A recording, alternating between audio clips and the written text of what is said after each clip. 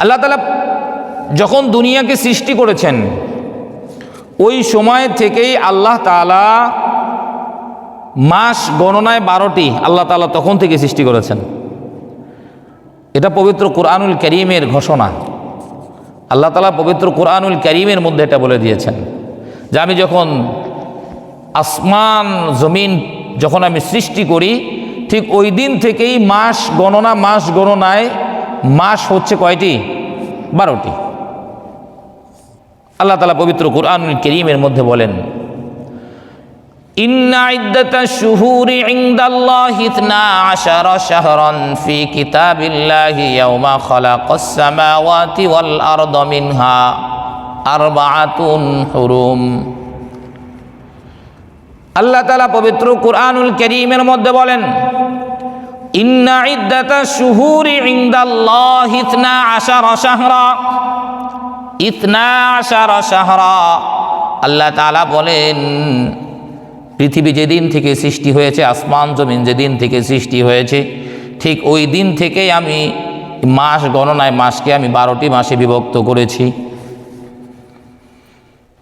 এইটা অন্য কোনো ধর্মীয় সংস্কৃতি অথবা দুনিয়ার কেউ এটা করেছে বিষয়টা এরকম না।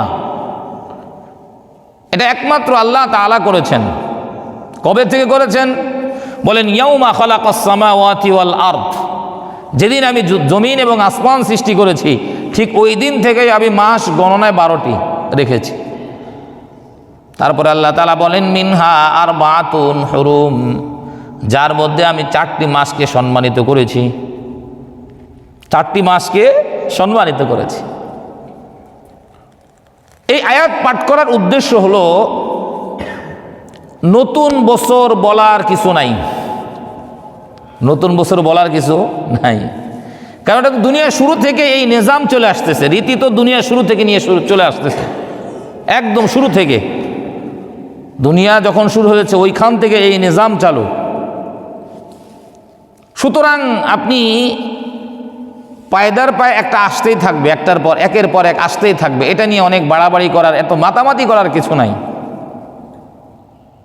তারপরে আল্লাহ তাআলা বলেন কোরআনুল কারীমের অন্য একটি আয়াতের মধ্যে বলেন, আল্লাহ তাআলা বলেন ওয়াজআলনাল লাইলা ওয়ান নাহার আয়াতাইনি ফামাহাউনা আয়াতাল লাইলি ওয়াজআলনা আয়াতান নাহারি মুবসিরাতান।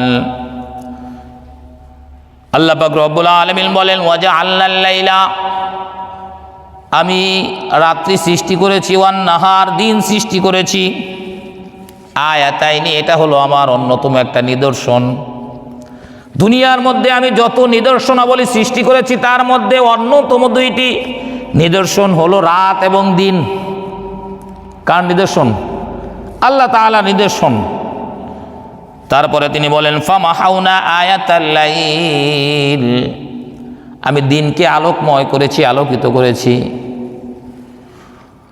ওয়াজআলনা আয়াতান নাহারি মুবসিরাতান, এরপরে আল্লাহ তাআলা বলেন আমি রাত্রিকে অন্ধকারাচ্ছন্ন করে সৃষ্টি করেছি, দিনকে আমি আলোকিত করে সৃষ্টি করেছি, রাতকে অন্ধকারাচ্ছন্ন করে সৃষ্টি করেছি।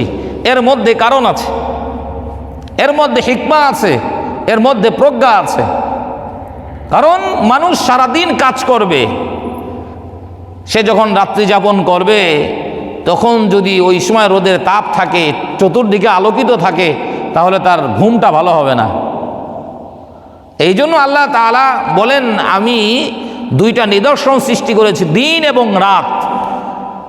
দিনকে আমি আলোকময় করেছি আর রাত্রিকে আমি অন্ধকারাচ্ছন্ন করেছি। এরপর আল্লাহ তাআলা বলেন আমি দিন এবং রাতকে কেন সৃষ্টি করেছি? আল্লাহ তাআলা বলেন লিতাবতাগু ফাদলাম মির রাব্বিকুম, যাতে করে মানুষ এই দিন এবং রাত্রিতে আমার ফজল অর্থাৎ আমার খুশি তারা বেছে নেয়, খুঁজে নেয়, আমাকে তারা খুশি করবার জন্য কাজ করে, যাতে করে তারা আমার ফজল মানে আমাকে খুশি করবার জন্য তারা কাজ করে। এরপর আল্লাহ তাআলা বলেন এইটা হলো প্রথম কারণ, ওয়ালিতা'লামু আদাদাস সিনিনা ওয়াল হিসাব। আর দ্বিতীয় কারণ হলো যাতে করে মানুষ গণনা করতে পারে। দিন মাস সাল গণনা করতে পারে। এখন যদি রাত না আসতো, শুধু দিনই থাকতো, আপনি কোনো কিছু হিসাব করতে পারতেন, আজকে কী বার বলতে পারতাম, কয় তারিখ বলতে পারতাম, বলা কোনোভাবেই সিস্টেম ছিল না। আল্লাহ তাআলা বলেন, আমার এই দিন এবং রাত সৃষ্টির অন্যতম কারণ হলো যাতে করে মানুষ সব কিছু গণনা করতে পারে, দিন গণনা করতে পারে, মাস গণনা করতে পারে, বছর গণনা করতে পারে। এগুলো আমার নিদর্শন, অন্য কারো নিদর্শন নয়। এগুলো কার নিদর্শন? আল্লাহ তাআলার নিদর্শন। তারপর আল্লাহ তাআলা বলেন, ওয়া কুল্লা শাইইন ফাসসালনাহু তাফসীলা, আমি প্রত্যেকটা জিনিসকে পৃথক পৃথকভাবে আমি সৃষ্টি করেছি, আলাদা আলাদা করে, একটার মধ্যে আর একটা নাই, আলাদা আলাদা করে আমি সৃষ্টি করেছি। প্রিয় ভাইয়েরা আমার, তাহলে বোঝা যায় এই মাস গণনা, বছর গণনা, এটা আল্লাহ তাআলা একদম পৃথিবী যেদিন সৃষ্টি করেছেন, আসমান জমিন যেদিন সৃষ্টি করেছেন, ওই দিন থেকেই সৃষ্ট। ওই দিনই আল্লাহ তাআলা 12টি মাস সৃষ্টি করেছেন। প্রিয় ভাইয়েরা আমার, বর্তমান সময় আমরা দেখি ডিসেম্বর মাসের লাস্ট যেদিন আসে, সেদিন আমাদের দেশের যুবক ভাইয়েরা, যুবতী বোনরা, তারা এই দিনটাকে খুব আনন্দ ফুর্তির সাথে তারা পালন করে থাকে। আফসোস প্রিয় যুবক ভাইয়েরা, আপনাদের কাছে আমি একটা জিনিস, একটা গুরুত্বপূর্ণ পয়গাম আপনাদেরকে জানিয়ে দিই। আমরা অনেকে জানি না 31st নাইট এটা কি, অনেকে আমরা জানি না। আল্লাহ তাআলা দুনিয়ার সৃষ্টির পর থেকে নিয়ে বর্তমান সময় থেকে নিয়ে আরো হাজার হাজার বছর পূর্বে মানুষ এই বছরের প্রথম দিনকে বিভিন্নভাবে উদযাপন করেছে। যেমন ইতিহাসের মধ্যে পাওয়া যায় বছরের প্রথম দিনকে সিজার নামে নামকরণ করা হয়েছিল। এই সিজার যিনি পালন করেছিলেন সর্বপ্রথম ধুমধাম সহকারে, তার নাম ছিল জুলিও। হ্যাঁ, অনেকের নাম দেখবেন জুলিও সিজার, এগুলো খ্রিস্টানদের নাম থাকে। পরবর্তীতে ইরানের মধ্যে এক বাদশাহ, তিনি এই দিনটাকে যার নাম ছিল জামশিদ, তিনি বছরের শুরুর দিনটাকে নওরুজ নামে আখ্যায়িত করেছেন। কি নামে? নওরুজ নামে আখ্যায়িত করেছেন। তার পরবর্তীতে রোমানরা, সর্বপ্রথম যেটা বললাম সিজার, এই নামটা মূলত পেগান ছিল। পেগান এটা একটা ধর্মবিশ্বাস। পেগান এটা কি? শিক্ষিত যুবক ভাই যারা আছে তারা বুঝবেন। পেগান এটা একটা ধর্মবিশ্বাস, যাদেরকে পেগানিজম বলা হতো। পেগানিজম, এদের থিওরি ছিল এক খোদা বলতে কিছু নাই। তারা বাতাস, আলো, আগুন, অর্থাৎ যেই জিনিস পরিবর্তন ঘটাইতে পারে তাদেরকেই, ওই সমস্ত বস্তুকেই তারা খোদা মনে করত। এই ধর্মবিশ্বাসে যারা ছিল, ওই ধর্মবিশ্বাসীরা বছরের শুরুর মাসকে তারা সর্বপ্রথম সিজার নামে তারা এটা চালাতো। পরবর্তীতে নওরুজ নামে চালানো হতো। প্রিয় ভাইয়েরা আমার, সর্বশেষ রোমানীয় যারা ছিল, তাদের একটা মূর্তি ছিল যার নাম ছিল জানুস। নাম কি? জানুস। প্রিয় যুবক ভাইয়েরা, আমি আবার বলছি, এই রোমানদের একটা মূর্তি ছিল জানুস নাম। আপনারা বিভিন্ন সময় গুগলের মধ্যে সার্চ দিয়ে দেখতে পারেন। এই জানুস মূর্তিটার দুইটা মাথা ছিল, দুইটা মাথা, দুই পাশে দুইটা মাথা, পিছনে একটা সামনে একটা। আপনারা গুগলে সার্চ দিয়ে দেখবেন। এই জানুস মূর্তির তারা পূজা করত। যখন 31শে ডিসেম্বর আসতো, যখন রাত 12টা বাজবে এমন ভাব, তখন তারা জানুস মূর্তির পিছনের অংশে চলে যেত।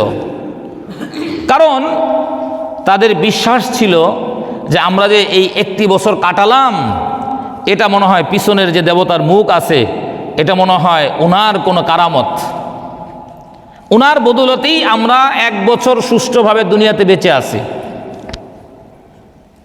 যখন রাত 12টা 1 মিনিট বেজে যেত, ঠিক ওই মুহূর্তে ওই মানুষগুলো এই জানুস দেবতার পিছন থেকে সামনে চলে আসতো। তারা মনে করত আমরা যদি এই সামনের খোদার এখন পূজা করি, এই জানুস দেবতার যদি এখন আমরা পূজা করি, তাহলে আমার সামনের 1 বছর ভালো চলবে। প্রিয় ভাইয়ের আমার, আজকে আমরা মনে করি যে 31st নাইট এটা মনে হয় একটা বিজাতীয় কালচার। হ্যাঁ, এটা বিজাতীয় কালচার। শুধু বিজাতীয় কালচার না, বরং এটা ভিন্ন ধর্মের কালচার।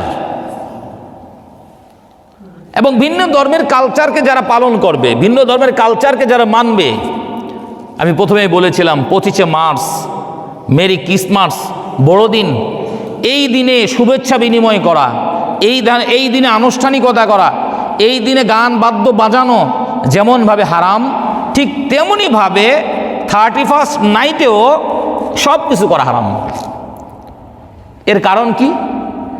এর কারণ হচ্ছে এটা ভিন্ন একটা ধর্মীয় অবলম্বিতের ধর্মীয় অনুষ্ঠান, ধর্মীয় কালচার। আপনি আপনার অন্য কোনো ধর্মের বন্ধু তাকে বিভিন্ন সময় উইশ করতে পারেন, বিভিন্ন ধরনের শুভেচ্ছা বার্তা জানাইতে পারেন, কিন্তু আপনি অন্য ধর্মের কোনো ধর্মীয় দিনে আপনি কোনো ধরনের বার্তা, কোনো ধরনের উইশ করা, এটা ইসলাম পছন্দ করে না। ব্যক্তিগত হলো ঠিক আছে, ওকে, মানা যাবে, কিন্তু ধর্মীয় কালচার যখন চলে আসবে তখন এটা সম্পূর্ণ হারাম হয়ে যাবে। প্রিয় ভাইয়ের আমার, এই 31st নাইটকে কেন্দ্র করে আমাদের দেশের মধ্যে,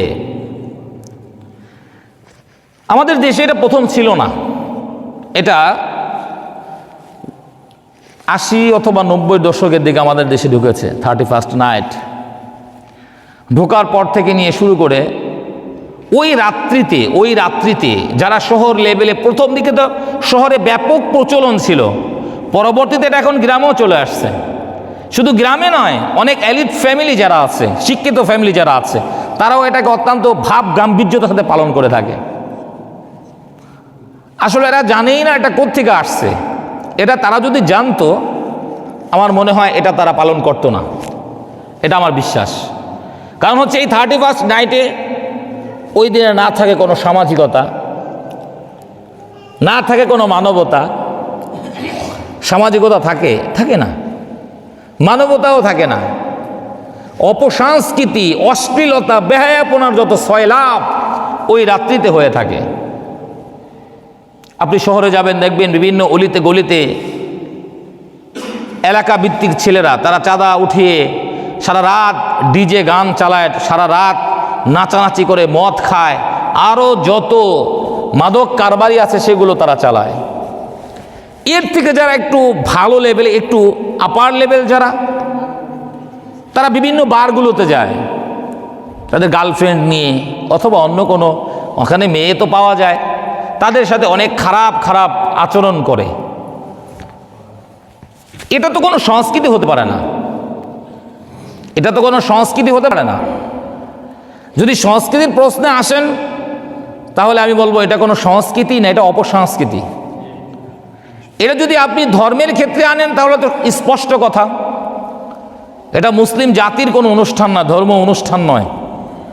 এটা ভিন্ন ধর্মীয় অবলম্বী যারা, এটা তাদের ধর্মীয় অনুষ্ঠান।